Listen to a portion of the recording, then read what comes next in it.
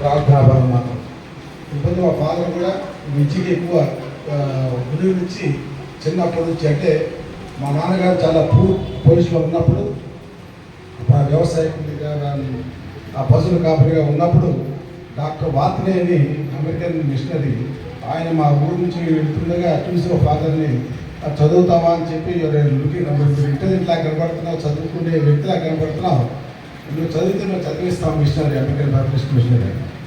ఆ రకంగా ఫాదర్ వెళ్తాం.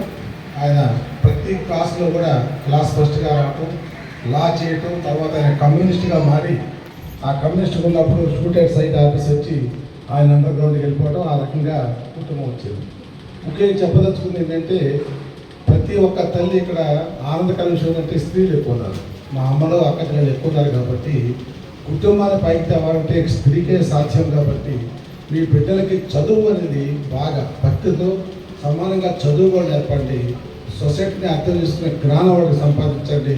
తద్వారా మన పురోభివృద్ధి మనం రక్షించుకుంటూ పురోభివృద్ధికి వెళ్తామని ఆశిస్తూ మరి పాస్టర్ గారిని మా కొరకు ఒక విలువైన ప్రార్థన మా అమ్మ ప్లేస్లో మా ఫాదర్ ప్రార్థన చేయమని రిక్వెస్ట్ చేస్తూ ముగిస్తాను. హల్లెలూయా, ప్రైజ్ ది లార్డ్.